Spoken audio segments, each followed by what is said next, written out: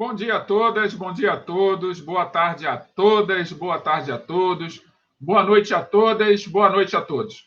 Sejam muito bem-vindas e bem-vindos a esse nosso canal, a esse nosso encontro semanal. Então, eu quero agradecer a cada um de vocês pessoalmente pela participação de cada um de vocês ao longo dessas semanas em que nós estamos tendo essas aulas gravadas, essas aulas compartilhadas com vocês. Cada aula que eu gravo, quero que vocês entendam o seguinte: cada aula gravada, eu só consigo gravar porque eu consigo fazer com que vocês estejam presentes. Então, acreditem, não importa se eu estou gravando, o que importa é que eu estou fazendo pensando em vocês. Então, nesse momento, eu quero dar um minuto para vocês, dedicação a vocês, para que eu possa aqui me reportar a cada um de vocês que nesse instante estão me assistindo. Eu quero dar os parabéns a vocês. Os parabéns pelo tudo que vocês têm feito até agora. Pela essa dedicação aos estudos. Por esse comprometimento aos estudos. Que apesar de tudo ao redor, de alguma forma ou de outra, contribuir para que vocês deixem de fazer aquilo que sabem conscientemente que é importante ser feito. Então, quero parabenizar todos vocês que resistem, que estão aqui lutando bravamente, acompanhando aula a aula, a cada instante, a cada palavra que é proferida por mim e por todos os outros colegas, professores e professoras, que estão se dedicando para que vocês, a cada minuto que passa, possam melhorar um pouquinho. Então, eu estendo aqui, faço das minhas palavras as palavras dos meus colegas professores e professoras. Nossos parabéns a vocês, nossos agradecimentos a vocês. Então, sejam muito bem-vindas e muito bem-vindos a este canal que semanalmente compartilha com vocês estas aulas de filosofia. E sintam-se à vontade para compartilhar com aqueles que vocês acreditam ou sabem, são conhecedores, que estejam necessitando de aulas de filosofia, de aulas de matemática, de aulas de geografia, de aulas de história e de tantas outras disciplinas que estão sendo produzidas por professores e professoras que, nesse instante, nesse exato momento, estão entregando a vocês o seu melhor. Então, mais uma vez, os nossos agradecimentos por vocês também estarem entregando o vosso melhor a cada um de nós.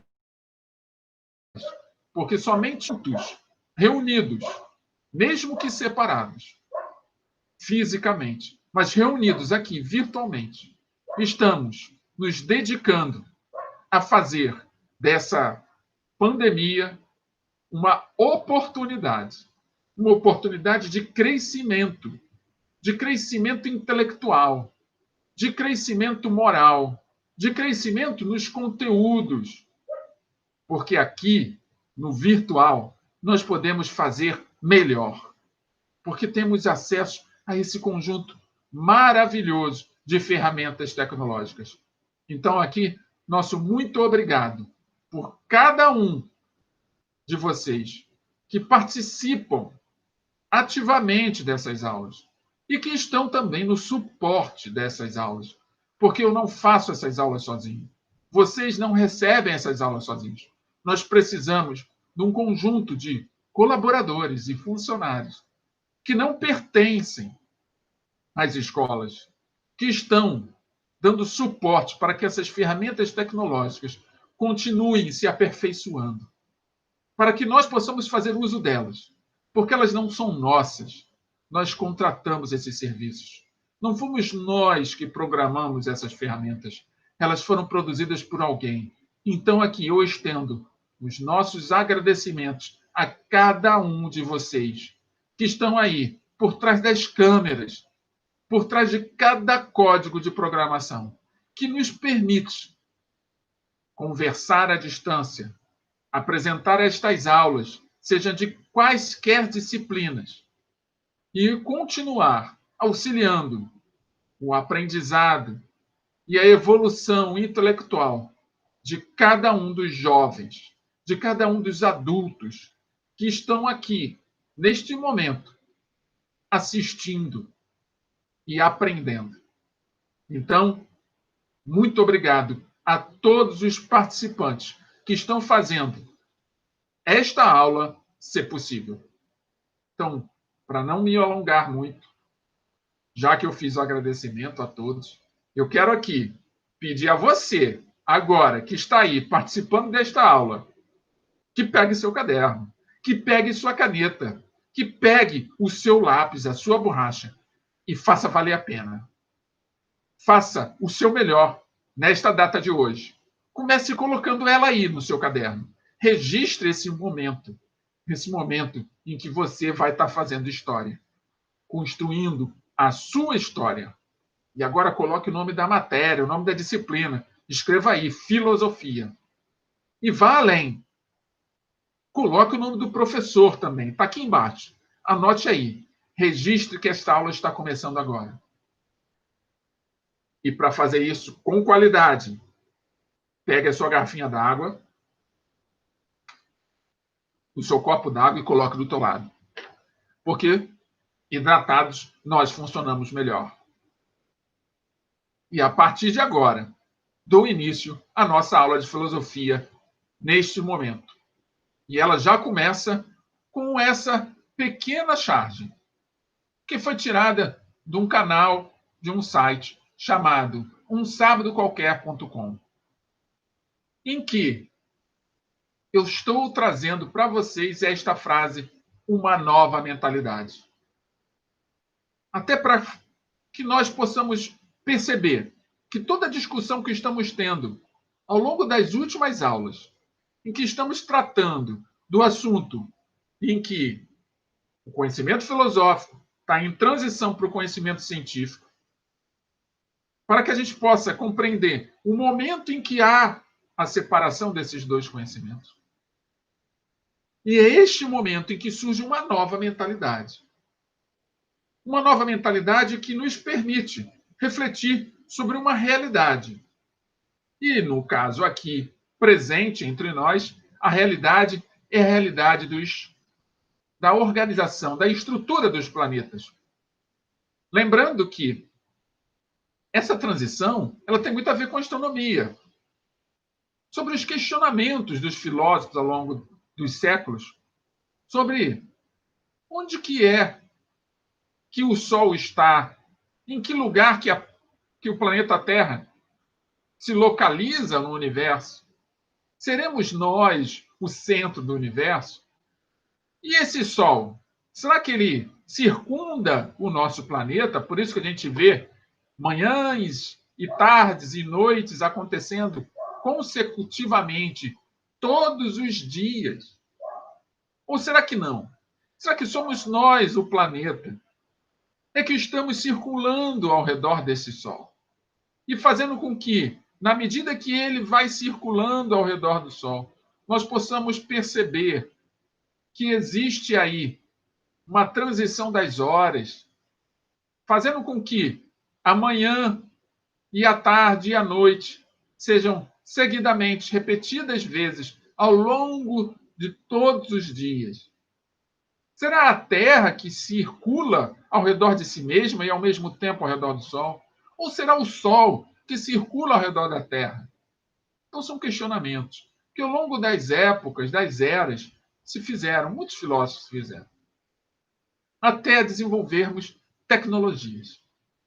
Novas tecnologias, como, por exemplo, as tecnologias que ampliaram o nosso poder de visão, como os binóculos e os telescópios, que permitiram e possibilitaram a todos aqueles estudiosos do século XV, do século XIV, do século XVI, até chegarmos no século XVII, revelarem, depois de tantos séculos, que havia uma nova mentalidade para ser construída. E aqui nessa charge, eu trago exatamente uma forma mais lúdica de pensarmos sobre isso. Então, nós temos aqui esses dois personagens e um outro personagem invisível, que não está aqui presente, só está aqui pela setinha. E eles têm essa conversa. Vamos ver que conversa é essa? Para ver que nova mentalidade é essa? Vamos lá, me acompanhe.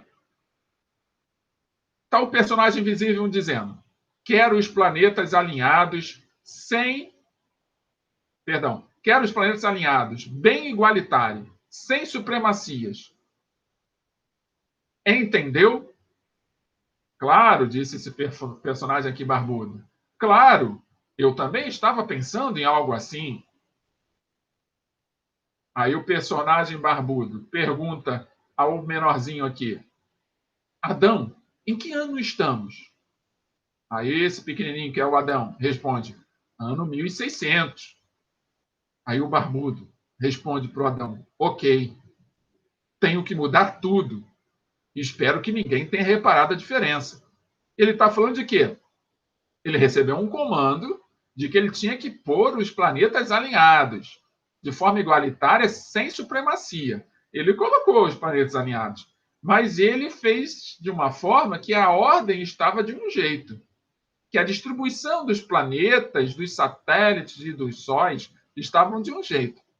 E quando esse personagem menorzinho, chamado de Adão, disse que eles estavam no ano de 1600, ele fez assim: ops, eu preciso mudar tudo que eu fiz. Por quê? Porque algo novo estava começando, uma nova mentalidade. Porque a partir de 1600, uma nova mentalidade surge, onde a Terra, que ele colocou aqui no centro, não mais é o centro. Vamos ver? Então, qual é o nome do conceito? Qual é o conceito que nós atribuímos ao fato que está aqui na charge, em que coloca a Terra como centro? Eis que surge a nossa primeira palavra-chave, que é o geocentrismo. O geocentrismo se define exatamente como o estudo que define a Terra como centro. E é o desenho que o nosso personagem barbudinho fez. Então vamos seguir? O Pascal, em seus pensamentos, em meados do século XVII, disse o seguinte: o silêncio desses espaços infinitos me apavora. Ou seja, a nova revelação, ou seja, a nova mentalidade, em que o nosso personagem disse que teria que alterar tudo, é uma realidade geocêntrica. O Pascal, ele teve contato com esse conceito. Ele teve contato com esse conceito de que a Terra era o centro. Com a revelação de que a Terra não é mais o centro, e nós podemos ver por essa foto aqui, por essa imagem, em que o Sol é o centro e a Terra está aqui ao redor do Sol, junto com a Lua, aqui onde eu estou passando o mouse, nesse instante, tudo muda. A percepção de mundo muda. Esse mundo que era fundamentado na Terra como centro, agora não mais. E um novo conceito surge, uma nova mentalidade, que é a mentalidade que está aqui representada pela nossa segunda palavra-chave, e que você, como já anotou a primeira, já deve estar anotando a segunda, que é o heliocentrismo. Então, geocentrismo e heliocentrismo são duas realidades, mentalidades distintas a respeito da organização dos planetas no céu ou no universo. E aí diz, essa frase de Pascal explicita a angústia para quem, no século XVII, vivenciou a substituição da teoria geocêntrica, aceita durante mais de 20 séculos. Ou seja, a realidade, durante 2000 anos, acreditava-se que era a Terra o centro do universo. Pensem só, como é pensar que nós somos o centro do universo? Dá a nós muito poder, vocês não acreditam nisso? Não é verdade?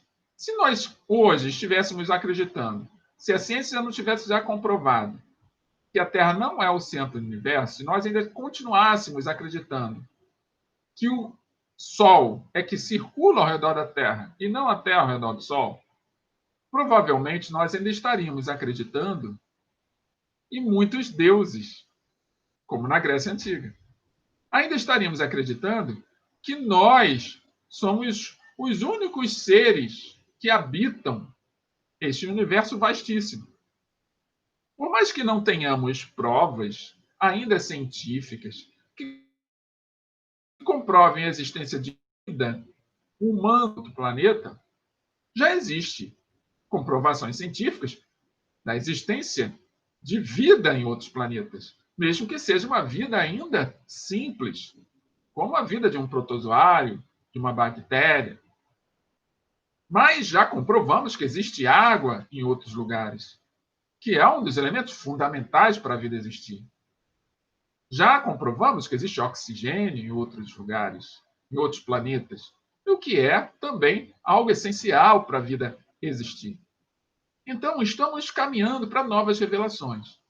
Ainda não chegamos lá, mas, filosoficamente, se fizermos uma reflexão filosófica, somos capazes, sim, de compreender que o fato de nós não sermos o centro do universo nos capacita, sim, como seres humanos que são capazes de realizar coisas fantásticas, mas que provavelmente, em pouco tempo, ao longo dos séculos futuros, é bem provável que se revele que talvez não sejamos os únicos seres capazes de produzir conhecimento. E isso nós vamos aprender nesta aula, que essa capacidade de produzir conhecimento é uma capacidade dessa habilidade que nós carregamos, que é a habilidade do raciocínio. Compreendem isso? Então, por exemplo, eu quando comecei a aula de hoje, eu pedi para que vocês pegassem um caderno e anotassem. E vocês entenderam o que eu disse. Entenderam por quê? Porque vocês refletiram, raciocinaram. Toda aula eu digo, e essa eu ainda não disse, vou dizer agora, que as páginas que eu utilizo do livro, eu disponibilizo para vocês. Vocês conseguem compreender o que eu quero dizer por disponibilizar? Vocês não vão ter o livro físico, mas vocês vão ter as páginas, e aqui no caso a página 317 e 318, disponibilizada digitalmente para vocês. Ou seja, eu pego o livro físico, escaneio as páginas e distribuo ela digitalmente para vocês. E vocês podem ler a mesma coisa que eu leio no livro físico aí na casa de vocês, independente de vocês terem o livro físico ou não. Então, tudo isso é fruto de muito conhecimento, de muita técnica, de muito desenvolvimento, que só é possível porque alguém se colocou à disposição de raciocinar e de colocar em prática tudo aquilo que, em algum momento, teve de ideia. Então, quando o nosso amigo Pascal começa a ter acesso a esse conhecimento, ele diz assim: o silêncio desses espaços infinitos me apavora, é porque descobre-se que o mundo não era limitado, e sim ilimitado. Que o que era finito para aqueles que acreditavam na Terra como sendo o universo, deixa de ser finito, passa a ser infinito. Então, as perspectivas de vida mudam completamente. Isso só faz um pouco mais de 4 séculos. Imagine o que acontecerá daqui a 20 séculos, já que 20 séculos ficamos acreditando que a Terra era o centro. Compreende o que eu quero dizer? Excelente. Qualquer comentário, qualquer dúvida, postem aí. Podem colocar no comentário do YouTube, que assim que eu receber, eu entrego para vocês as minhas considerações. Tá bom?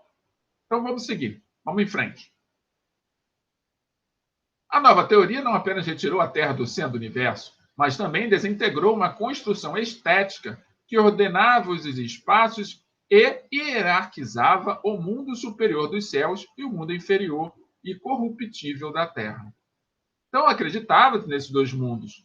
Então, a Terra era um mundo da corrupção, era um mundo inferior. Quando olhávamos para o céu, os céus eram um mundo superior, É onde os astros e os deuses, claro, por que não, lá estavam.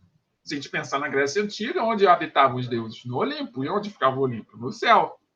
E a Terra era onde nós pagávamos todos os nossos pecados.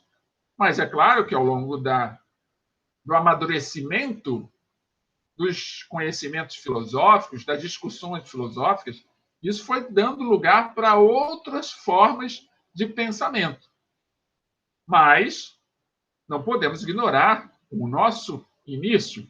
Como é que nós chegamos até aqui? Tivemos uma causa primordial. E essa causa primordial, enquanto conhecimento, ela sempre vai esbarrar na filosofia. Pelo menos até o momento. A filosofia é o que melhor representa a compreensão dessas realidades de um passado muito distante. Compreende isso? E vocês, já pararam para pensar nesse passado muito distante? Como é que era a vida? Como é que se compartilhava as experiências em sociedade? Como é que cada um, ao olhar para o céu, enxergava as estrelas? Quem eram as estrelas para os seres humanos do século I depois de Cristo, ou do século 500 antes de Cristo, ou até antes, século 700, 800 antes de Cristo? Pensem, como que deveria ser a relação desses seres humanos com a natureza? Precisou alguém parar para refletir para a gente chegar até aqui. Entendem? Sejam vocês essas pessoas para o futuro. Então, vamos aproveitar essa oportunidade e vamos refletir. Como é que vai ser esse futuro agora que nós estamos tendo acesso a todas esses, vamos dizer assim, essas ferramentas tecnológicas, esse conjunto de equipamentos que nos permite dialogar, estarmos juntos, mesmo que separados. Como é que vai ser isso daqui a 10, 15, 20, 50 anos, 100 anos? Hoje, talvez você esteja aí com o seu smartphone, o outro esteja no computador, outro num tablet. Será que nós vamos continuar precisando de equipamentos? Ou será que essa comunicação vai ser feita de uma outra forma que ainda não foi inventada? E se for você, a pessoa, a criar algo que vai aperfeiçoar essa nossa relação virtual, essa nossa relação à distância, essa nossa relação remota, como dizem? Pense, quem sabe é você o descobridor, aquele que vai inovar, que vai trazer uma nova experiência. Que maravilha que não vai ser, hein? Pense. Te dê uma chance. Se dê uma chance de ser essa pessoa. Acredite em você. É assim que começa. Então vamos lá? Vamos prosseguir? Então está aqui o Galileu Galilei. Isso aqui é uma foto do Galileu Galilei, que viveu entre 1564 e 1642. Então a questão, no entanto, não era apenas científica. Sim, não era apenas descobrir que existiam planetas. E que esses planetas é que rodavam ao redor do Sol. Porque se fosse apenas científico, ninguém iria obrigar o Galileu Galilei a se retratar, a dizer que era tudo aquilo que ele disse era mentira. Que é o que aconteceu. Ele não teria sido obrigado a se retratar publicamente e a negar, a jurar sua teoria. Tampouco teria sido recolhido à prisão domiciliar, porque ele também foi preso por isso. As descobertas e as revelações do Galileu Galilei. Que o Nicolau Copérnico também já tinha comentado. Então, há algo mais que se quebra, além da ordem cósmica. Não estava só descobrindo e revelando questões do cosmos. Entre as causas que antecedem esse período, assombrando também a ordem social estabelecida. Então, pense. Antes eu olhava para o céu e via aquele conjunto de estrelas, lembrando sempre de séculos e séculos atrás, menos poluição existia. Se a gente pensar numa época antes da Revolução Industrial, em que a poluição não estava ainda tão espalhada pela nossa pelo nosso globo terrestre, as estrelas eram muito mais facilmente vistas a olho nu. Então, imagine eu lá na Idade Média, ou então lá no século V depois de Cristo, olhando para o céu, olhando aquelas estrelas. Imagine você, que estrelas iluminadas, né? E é bem possível que naquele momento eu tenha pensado, nossa, aquela estrela ali deve ser um ser supremo. Porque para ter tanta luz, capaz de iluminar aqui o meu terreno, eu poderia imaginar mil coisas. Eu poderia acreditar naquilo que alguém pudesse dizer, olha, aquela estrela lá é um deus. Eu poderia acreditar, eu não tinha elementos que pudessem me dizer o contrário. E isso fez com que a sociedade daquela época também, ao se revelar que aquelas estrelas eram sóis, e que elas tinham luz própria, e que elas iluminavam planetas, e que nós não éramos os únicos planetas, não era o único planeta a existir em todo o universo, muitos questionamentos começaram a ocorrer. E é natural que a ordem social também sofresse alguma mudança. Então, como é que seria, como é que deve ter sido isso? Ao examinar o contexto histórico em que ocorreram transformações tão radicais, percebe-se que elas não se desligavam de outros processos igualmente marcantes. E aí eu coloquei tudo em negrito para que vocês possam ir anotando aí no caderno de vocês essas frases que estão em negrito, porque elas demonstram as principais mudanças que ocorreram com essa revelação de que a Terra não era o centro do universo. Então, primeiro processo em que que marcou essa época, o aumento das atividades comerciais, o que propiciou maior circulação de valores e informações. Então, aumento das atividades comerciais, anotem aí. Um outro processo, o crescimento de centros urbanos e fortalecimento da burguesia, que é bem comum, né? Bem natural se a gente pensar. Se aumenta a atividade comercial, aumenta aquele público, ou seja, aqueles indivíduos que trabalham com essas atividades comerciais. E, neste caso, iriam crescer os centros urbanos, onde a burguesia iria atuar através de suas atividades comerciais. Um outro acontecimento, a formação de estados nacionais na Europa Ocidental. Muitas derrubadas de monarquia, do absolutismo, vão ocorrer. Então, novos estados surgem, repúblicas aparecem. Então, esses estados oferecendo condições para movimentos reformistas que questionavam o poder centralizador da Igreja Católica. Veja, a Igreja Católica da época era detentora da grande parte do conhecimento da humanidade. E esse conhecimento, como nós vimos lá na escolástica, começa a ser questionado.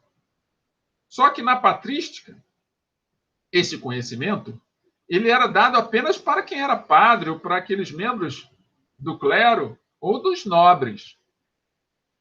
Na escolástica, também. O detalhe é que os outros integrantes da população, da sociedade, não tinham acesso ao conhecimento, ao estudo. Por quê? Ele se concentrava na mão daqueles que detinham o poder. Com isso, se a burguesia começa a se fortalecer, o que esses burgueses vão começar a questionar? E insuflar essa população. Há o questionamento se a Igreja Católica tinha tanto poder assim. Já que a Terra não é o centro do universo, existem vários outros planetas, e o Sol é que é o centro, pode ser que novas revelações venham por aí. E aí o poder da Igreja Católica começa a diminuir. E com isso, outro processo que também surge é o aperfeiçoamento técnico e as inovações tecnológicas. Qualquer semelhança com o momento atual não é mera coincidência. E com essas inovações tecnológicas, modifica-se a relação do homem com a natureza. Olha nós aqui. Eu sou um ser natural, vocês são seres naturais. E agora nós, por causa dessas inovações tecnológicas, estamos nos relacionando diferente com as nossas naturezas. Eu estou totalmente digitalizado nesse instante. Eu estou dentro do smartphone de vocês. Olha que lindo. Que maravilhoso. Há alguns meses atrás, eu estava fisicamente numa sala de aula falando com vocês mesmos. Na verdade, eu estava falando com um número reduzido de vocês, porque nesse momento eu estou falando para um número muito maior, que não caberia nesta sala de aula. Física, que eu estou dizendo. Na sala de aula virtual, eu posso falar para um número muito maior. Então, as nossas relações mudam. Por que eu estou trazendo isso aqui? Porque nesse instante, vejam, aumento das atividades comerciais, crescimento de centros urbanos, formação de estados nacionais, aperfeiçoamento técnico, são coisas que se repetem ao longo das gerações. Com características diferentes, sim, mas a gente sempre vai estar falando de uma relação do Estado com a sociedade, a gente sempre vai estar falando do fortalecimento econômico, dos ganhos e das perdas econômicas quando alguma coisa acontece. Algumas atividades comerciais passam a surgir quando há uma revelação, como quando há uma ruptura num conhecimento pré-estabelecido e o surgimento de um novo conhecimento. Então, nós temos que estar preparados. Esse é o nosso momento de estarmos preparados para isto que está acontecendo. Porque isso é um indício, ou início. Pode ser um indício ou um início de uma ruptura nesse contexto social. A filosofia é importante para que a gente possa, nesse momento, refletirmos. Será que é o início ou será que é um indício? Vocês sabem a diferença sobre o que é indício ou início? Quem não sabe a diferença, coloque aí no comentário. Quem sabe a diferença, também coloque aí no comentário. Quero saber se vocês sabem mesmo. Vou dar um tempinho. Ótimo. Já estão escrevendo. Agora, vou dizer para vocês. O indício é aquilo que indica. Ou seja, eu faço uma leitura das condições que estão sendo apresentadas e, através da minha reflexão filosófica, através da lógica, eu começo a analisar o contexto e perceber que tem alguns elementos que se repetem ao longo da história e que, provavelmente, por esta semelhança com aquilo que já aconteceu, eu posso indicar ou eu posso prever de que algo vai acontecer muito em breve. Isso seria um indício. Agora, o início é tipo, os indícios já aconteceram. E este momento é o momento da ruptura. Começamos a ruptura agora. E todas as vezes que nós temos indícios, é sinônimo de que nós estamos em preparação para algo novo. Quando tem o início, não tem mais a preparação já houve. Então, nós já estamos no processo do fazer. O que você acha? Anota aí no seu comentário, no nosso comentário. Coloca aí na página que você está assistindo esta aula. Se é no YouTube, coloca no comentário do YouTube. Se é no Google Sala de Aula, coloca no Google Sala de Aula. Para você, nós estamos no início da ruptura ou nós estamos vivendo o indício de uma ruptura? Isso, anota aí. Quero ouvir vocês. Mas vamos prosseguir. Desse modo, surgiu um novo indivíduo, confiante na razão e no poder de transformar o mundo. Uma explicação possível para justificar a mudança ocorrida é que a nova classe comerciante, no caso, a burguesia, constituída pelos burgueses, impôs-se pela valorização do trabalho em oposição ao ócio da aristocracia. Vamos conversar um pouco sobre isso rapidinho.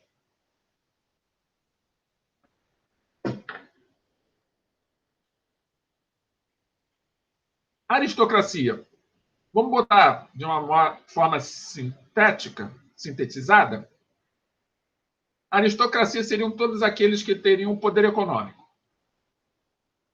que pertenciam, de alguma forma, à nobreza. Essa aristocracia, que é uma minoria que controla economicamente aquela sociedade que nós estamos analisando, o contexto dessa sociedade. Claro que nós estamos falando de Europa, não estamos falando de América. Estamos falando de Europa. Então, essa sociedade europeia, a aristocracia europeia, Acreditava-se que lá no século XV, por exemplo, que existia muita monarquia em vários lugares do mundo. Esses monarcas, esses nobres, eles detinham todo o controle de tudo ao redor. Eles eram donos. O patrimônio público era privado. Compreendem? Tudo aquilo que era produzido pela sociedade era dessa nobreza. A nobreza era dona de tudo. Então, ela se relacionava com o público como se fosse dona.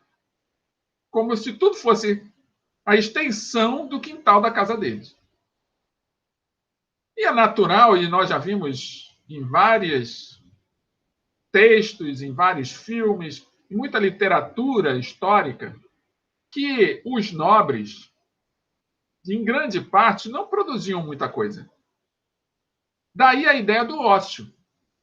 Quem produzia eram os seus servos, seus vassalos, aqueles que, de alguma forma, desempenhavam alguma tarefa para fazer todo o sistema funcionar. Os burgueses, esses comerciantes, eles criam um conceito, que é a negação do ócio. O que os burgueses trazem? A valorização do trabalho. Com a quebra do poder da igreja, eles veem na frente deles um vasto território onde que poderiam plantar ou implantar ideias. Ideias sobre que o trabalho pode fazer com que você saia da sua condição, de repente, de miséria ou de pobreza, para uma condição melhor. Como que isso é possível? Através das atividades comerciais. É onde surge o conceito de negócio. O negócio é a negação do ócio. Então, negócio nega o ócio. E essa negação do ócio, com o passar do tempo, acabou virando, vamos abrir um negócio, por exemplo. Qual é a ideia de negócio? A ideia de trabalho. De que você tem uma ideia na cabeça, ou tem um produto para comercializar, ou tem algo que você quer, um serviço que você quer prestar, então você abre um negócio. E esse negócio vai trabalhar junto com você. Na medida que você trabalhar, ele vai crescer. Se você não trabalhar, ele não cresce. Ele depende diretamente da sua vontade de realização. Entende de onde que surge a ideia de negócio? Ou seja, a ideia do conceito de negócio? Excelente. Sabiam disso? Quem sabia disso? Quem sabia disso, coloque aí no comentário. Ah, professor, eu já sabia disso. Comente aí a origem da palavra negócio. Podemos seguir? Então vem comigo. Eis que surge a terceira palavra-chave, racionalismo. Primeira palavra-chave, geocentrismo. Segunda palavra-chave, heliocentrismo. E agora surge o racionalismo. Anotaram? Ótimo. Então vamos seguir. Eis que, com o racionalismo, ou com esse advento da ciência, surge o pensamento moderno. Estamos ainda no pensamento medieval, em que muitos paradigmas existiam, muitas formas de pensamento prevaleciam no meio da sociedade. Com o advento da ciência, com essa forma de produzir conhecimento, através de experiências, por exemplo, o pensamento começa a ganhar uma nova característica, que nós vamos chamar de pensamento moderno. Então, eu já coloco aqui uma imagem que a gente pode ver várias formas que são aqui da nossa realidade, pirâmides, observação da Terra. Aqui nós estamos na Grécia, esculturas, temos aqui flores, campos. Tudo isso é fruto de muita ciência. E nós podemos aqui parar para refletir sobre cada um desses elementos. Compreende? Mas vamos seguir em frente? Vamos lá. A valorização da razão e do pensamento crítico pelos renascentistas, que acontece no século XV e XVI, e o questionamento da autoridade papal pelos movimentos reformistas religiosos, e esses devem já estar associando à reforma protestante, que acontece no século XVI, possibilitaram a mudança de valores na Europa Ocidental. Detalhes, estão percebendo? Europa Ocidental. Mundo Ocidental. A gente está sempre falando do mundo ocidental. Entre as características decorrentes desse momento histórico, destacam-se. Primeira característica, anotem aí. Não precisa copiar tudo, não, tá? Até porque vocês podem encontrar isso perfeitamente no livro de vocês ou aí nas suas pesquisas na busca do aperfeiçoamento do conteúdo que vocês estão recebendo. Então, primeira característica, antropocentrismo. As características são essas, professor. Características associadas a essa valorização da razão e do pensamento crítico. Então, na medida que a razão começa a ser valorizada e dá-se espaço a novas formas de pensamento, é natural que essas formas de pensamento se posicionem de alguma maneira. E para que eu identifique essa nova forma de pensamento, basta eu observar as características desses novos indivíduos questionadores. Então, a maneira deles se relacionarem, de se conversar, os assuntos que vão estar sendo discutidos por eles vão ter certas características. Isso vai me ajudar a compreender se eles são racionalistas ou não. Ficou claro isso para vocês? Então, primeira característica é o antropocentrismo.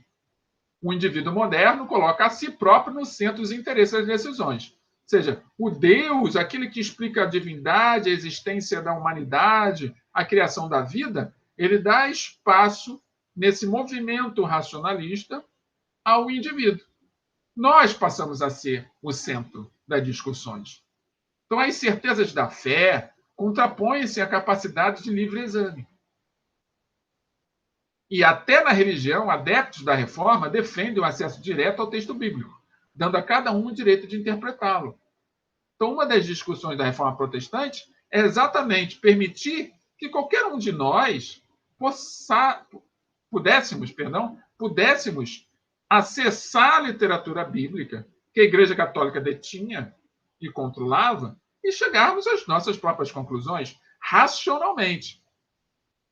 É daí que vem o termo, que não sei se vocês já ouviram, fé raciocinada.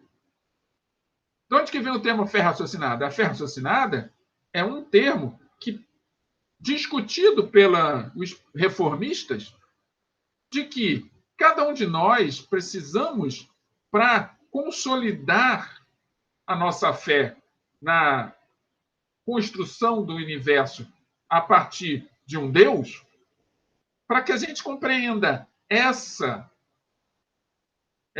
posicionamento desses racionalistas, precisamos ter acesso a essa literatura, para que nós, através também da nossa capacidade de raciocinar, possamos interpretar a literatura bíblica sem a interferência de ninguém. Não teríamos o clero dizendo que aquilo que está escrito ali tem aquela interpretação. Isso os reformistas protestantes, lá com Lutero, com os calvinistas. Isso a gente está falando do século XVII. Um outro elemento, o racionalismo.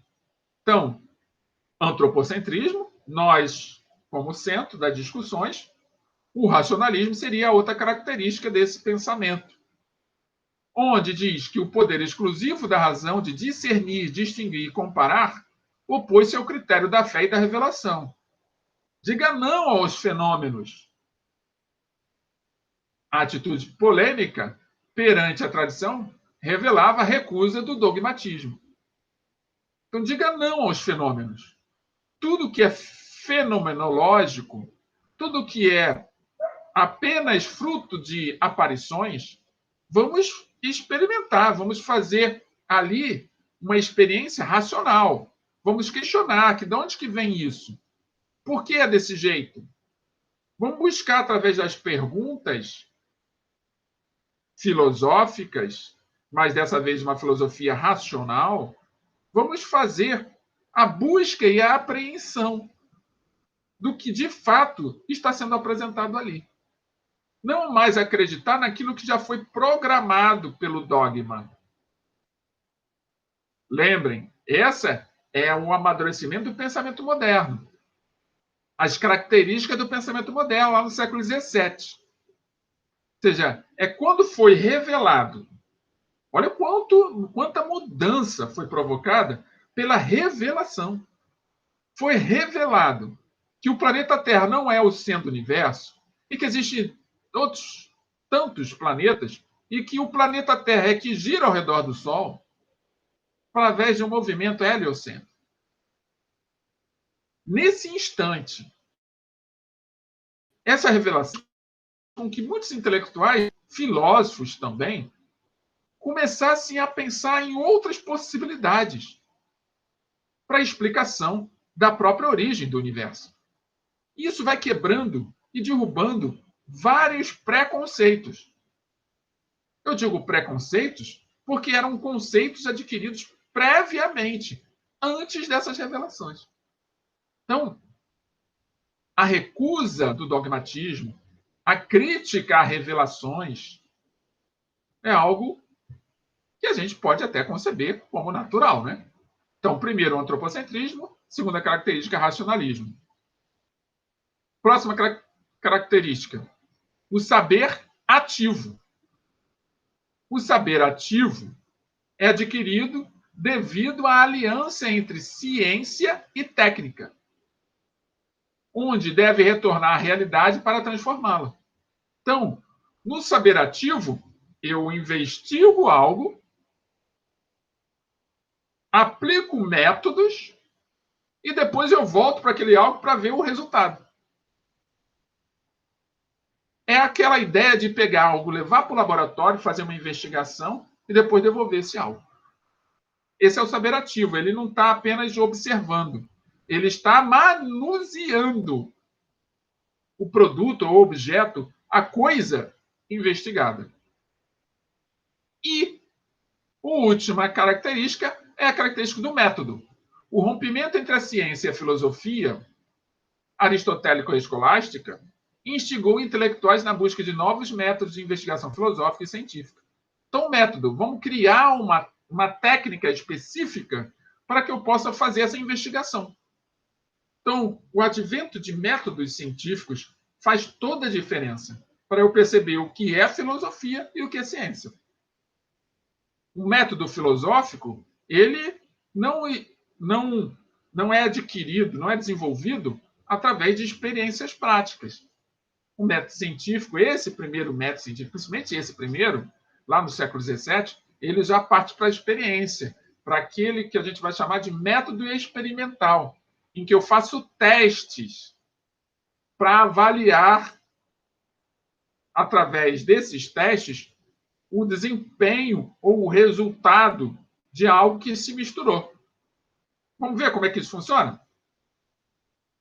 Pensem só. Você vai fazer um exame de sangue hoje. Coletem lá alguns mililitros de seu sangue. O seu sangue é colocado em umas ampolas. Essas ampolas vão ser levadas para um laboratório. E vai ser lá investigado o que o seu sangue carrega, microscopicamente. Esse é um método experimental. Ficou claro isso para vocês? Que tem um elemento racional por trás, que já é um conhecimento adquirido. Então, esses senhores aqui, ó, o Francis Bacon, o René Descartes e o Isaac Newton, creio que vocês já conheçam, principalmente o Descartes, por causa do plano cartesiano, e Isaac Newton, por causa da lei da ação e reação. Eles são filósofos e cientistas importantes ao longo dessa história. Uma das expressões mais claras do racionalismo que vigorou na Idade Moderna foi o interesse pelo método como um instrumento capaz de proporcionar um conhecimento mais seguro. Ou seja, eles usavam matemática para poder comprovar as suas hipóteses. Destacaram-se as reflexões de René Descartes, Francis Bacon e John Locke. Eu coloquei o John Locke aqui sublinhado porque ele é alguém que tem um pé no racionalismo e um pé numa outra característica, uma outra forma de conhecimento, de adquisição de conhecimento, de comprovação de ideias, que é o empirismo. Depois, quem tiver curiosidade pode fazer uma investigação. No âmbito da filosofia, nós temos o Galileu, o Kepler e o Newton, no campo da ciência. Então, nossa última palavra-chave é método. Anotem aí todas as palavras-chave, essa é a quarta. E aqui está. A aplicação do método experimental na prática científica por Galileu representou verdadeira revolução. É a ideia de tirar o seu sangue para ver o que ele tem microscopicamente. A ciência rompia com a filosofia e buscava novos caminhos. Eu não faço filosofia levando para o laboratório. A filosofia é toda feita aqui, no mental, na nossa capacidade de pensar. Então, com o método experimental, o renascimento das ciências no século XVII não representou uma simples evolução, mas uma verdadeira ruptura que implicou outra concepção de saber. Antes era tudo filosófico, tudo acontecia aqui na cabeça. Na medida que foram sendo desenvolvidos métodos e formas de aquisição e de produção de novos conhecimentos, de novos saberes, houve essa separação entre filosofia e ciência. Antes era uma coisa só. Ficou claro isso para vocês? Dúvidas? Anotem aí na nossa página do YouTube, no nosso canal do YouTube, ou aí no Google Sala de Aula. Chegamos ao final da nossa aula e, como nós já estamos habituados, todo final de aula nós temos um exercício de fixação para que a gente possa treinar os nossos conhecimentos, treinar a nossa capacidade de raciocinar. Então, todos os outros exercícios são exercícios de concursos ou do Enem. Então, esse aqui especificamente é do Enem. Não quis, eu omiti o ano do Enem para não causar nenhum desconforto em vocês, que a ideia aqui é que a gente possa apenas refletir sobre a questão. Então, lembrando, quem está matriculado nas minhas turmas vai receber uma atividade no final dessa aula e que vão estar as opções da questão, da letra A à letra E, sem nada escrito. Então, você vai aqui acompanhar a leitura junto comigo, vai pensar em qual é a questão que está correta e vai respondê-la lá no Google Sala de Aula, na atividade que vocês vão receber. Os demais, que não estão matriculados na minha turma, em uma das minhas turmas, vai poder responder também aí no canal do YouTube, responde qual a opção que você acha que é a correta, e aí eu comento e faço as devidas correções e a gente pode também estabelecer aí nosso diálogo. Então, vem comigo que eu vou ler a questão. A filosofia encontra-se escrita neste grande livro que continuamente se abre perante nossos olhos.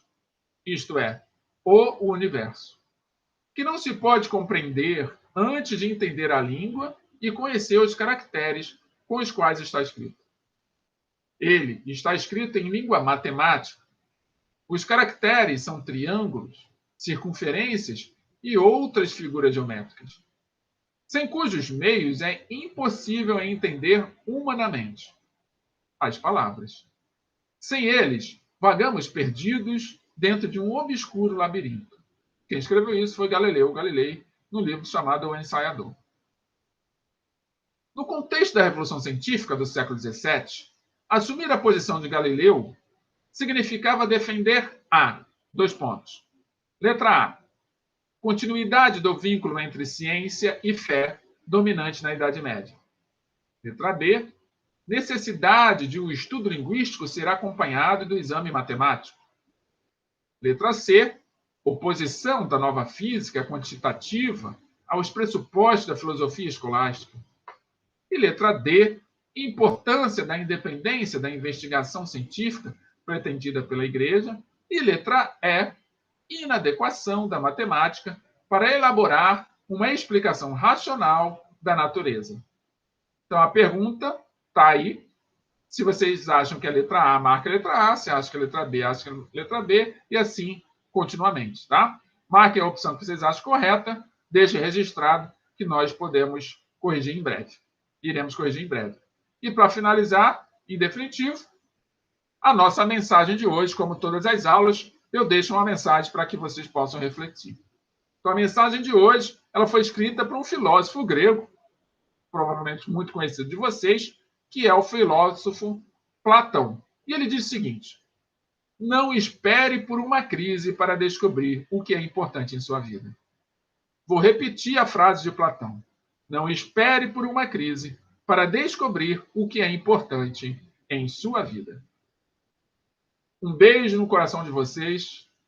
Meus agradecimentos pela participação de cada um de vocês e que a gente se reencontre na próxima semana, nesse mesmo canal, nesse mesmo horário. Fiquem todos com Deus e até logo.